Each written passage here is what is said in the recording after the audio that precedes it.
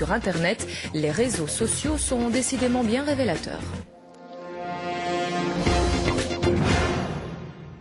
Bonsoir. Le cessez-le-feu décrété hier par Israël est fragile, mais il est apparemment suivi d'effets. L'armée israélienne aurait entamé un retrait de la bande de Gaza. Le Hamas a à son tour annoncé une trêve que veulent consolider des dirigeants arabes et européens réunis en Égypte. Gérald Vandenberg.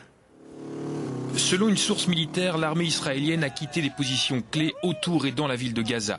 Les soldats de Tsahal se retirent en brandissant leur drapeau et en faisant des signes de victoire. Le Hamas est vraiment très faible. Évidemment qu'on a gagné. Il n'est pas question de match nul. On a pris le dessus. Israël a décrété un cessez-le-feu unilatéral depuis hier soir minuit. Ce matin, le Hamas a continué à envoyer des roquettes sur la ville de Sderot. Certains Israéliens commençaient déjà à se poser des questions sur le bien fondé d'un cessez-le-feu. N'arrêtons pas la guerre s'ils n'arrêtent pas les tirs. Ça voudrait dire qu'on a perdu. Si on arrête, on a perdu. Mais en fin d'après-midi, les tirs sur Israël ont diminué. Le Hamas a aussi annoncé un cessez-le-feu d'une semaine. Nous, la résistance palestinienne, annonçons un cessez-le-feu de notre faction dans la bande de Gaza. Et nous demandons un retrait des forces ennemies de notre territoire dans le délai d'une semaine. Au niveau diplomatique, un sommet réunissant l'Égypte, la Jordanie, les Palestiniens du Fatah et les grands pays d'Europe a eu lieu à Sharm el-Sheikh.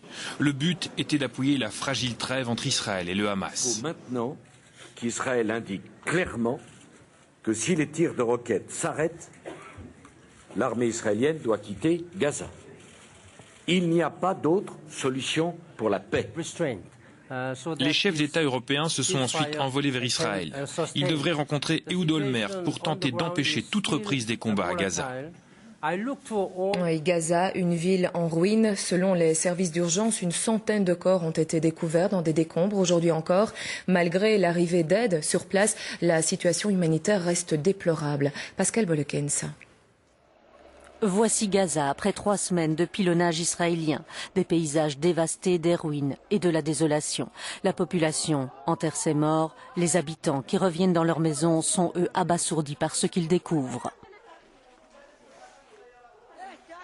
C'est la destruction totale, tous les investissements de mon fils sont détruits. Que voulez-vous que je vous dise? Dieu soit avec nous. Pour beaucoup, il faut trouver des solutions d'urgence. Ici, par exemple, des dizaines d'entre eux ont trouvé refuge dans une école. L'armée israélienne n'a pas laissé une personne, un arbre, un mur debout. Elle a tout détruit. On nous a transférés, mais on ne nous a laissé aucune place pour dormir. Nous ne savons même plus où dormir. Aujourd'hui, ce responsable de l'Organisation mondiale de la santé sur place craint que la situation sanitaire dégénère. Bien sûr, nous avons une situation sur place où les circonstances sont de plus en plus dangereuses. On manque d'eau dans les hôpitaux, par exemple. Mais il y a aussi les cadavres sous les débris et des poubelles non ramassées. Tous les ingrédients sont réunis pour provoquer l'apparition de graves épidémies si on ne prend pas d'urgence des mesures.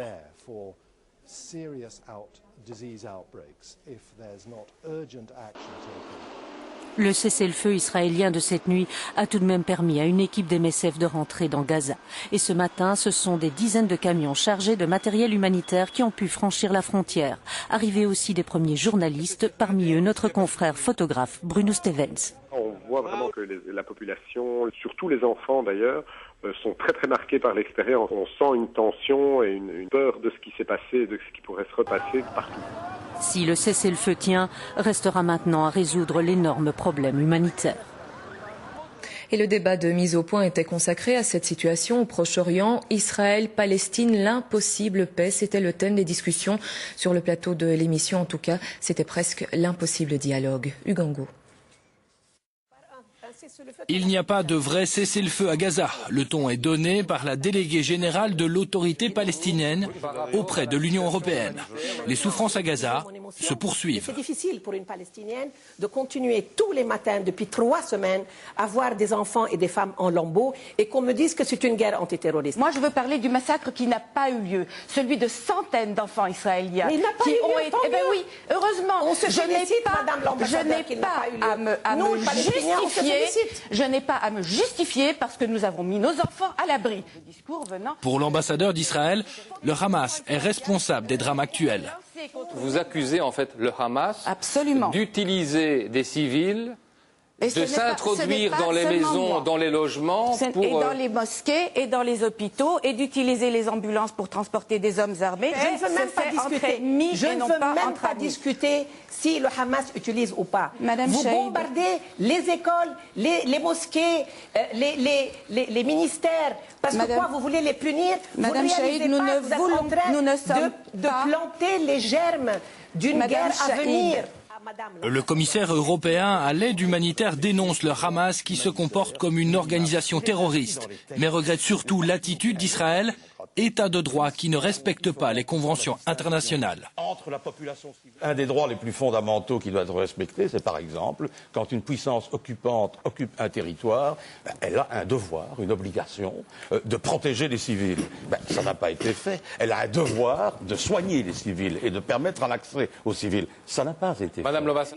Bref, peu ou pas de volonté de dialogue à l'heure actuelle entre Palestiniens et Israéliens, une solution de paix est encore bien loin. Et les mouvements de soutien à la population palestinienne de Gaza ne faiblissent pas. Mouvement massif ce matin à Casablanca. Plusieurs dizaines de milliers de personnes pour dénoncer l'intervention israélienne. Moins nombreux, mais tout aussi déterminés, ces manifestants en Belgique. Environ 400 personnes à Outigny. Un cortège emmené par des enfants a défilé dans le calme. Pas d'incident non plus dans le quartier européen à Bruxelles. Près d'1 millier de manifestants ont là aussi réclamé la fin des hostilités. Et tous ces manifestants condamnent l'offensive israélienne. C'est le cas également de Recep Erdogan. Le Premier ministre turc est en Belgique en ce moment. Rendez-vous à Bruxelles demain pour évoquer l'adhésion de la Turquie à l'Union européenne. Mais avant cela, Recep Erdogan était à Hasselt cet après-midi. Face à lui, 10 000 personnes dans une ambiance survoltée. Michel Hélas. En ce début d'après-midi, des milliers de Turcs, souvent de nationalité belge, convergent vers l'Ethias Arena de Hasselt, capable d'accueillir plus de 10 000 personnes. Ils viennent tous écouter le Premier ministre turc Tayyip Erdogan. Moi je suis belge, je suis d'origine turque, je suis né ici en Belgique, mais pour nous, ce qu'on voit par exemple, la démocratie qu'il y a dans ce pays, très bien, mais en Turquie, il faut que beaucoup de choses changent. Et depuis qu'il est au pouvoir, depuis 2002 je crois, 2001 ou 2002, il a beaucoup changé. Alparslan Özdemir est entrepreneur en travaux de rénovation. Il a 31 ans, il est marié avec 2 enfants, mais il a gardé de fortes attaches avec la Turquie. L'attente est longue, avec des appels dans le public à la solidarité avec la Palestine et des condamnations d'Israël. Enfin, Erdogan arrive. Dans son discours, le Premier ministre, après avoir condamné Israël pour son agression, fait le bilan de la modernisation qu'il a apportée à la Turquie dans tous les domaines depuis 2002. Il se dit fier de tout ce que ces Turcs d'origine ont réalisé dans leur pays d'adoption, comme la Belgique, mais il se dit opposé à l'assimilation, la disparition de leur identité turque. Un discours qui fait plaisir à Alparslan. Et normalement, c'est un bon leader pour les Turcs. Il a terminé en disant que la Turquie allait entrer dans l'Union européenne. J'espère, on espère, mais c'est peut-être pas dans 5 ans, c'est peut-être pas dans 10 ans, peut-être dans 20 ans. Alparslan s'en retourne à Schaerbeek, content d'avoir entendu son Premier ministre turc. Demain, c'est sa vie en Belgique de citoyen belge qui reprend. Et puis en bref, un retour un instant au dossier israélo-palestinien avec cette déclaration qui nous arrive, déclaration signée Ehud Olmert. Le Premier ministre israélien précise qu'Israël a l'intention de quitter la bande de Gaza aussi vite que possible. Fin de citation. Cap sur Washington, à présent, Barack Obama est arrivé dans la capitale américaine.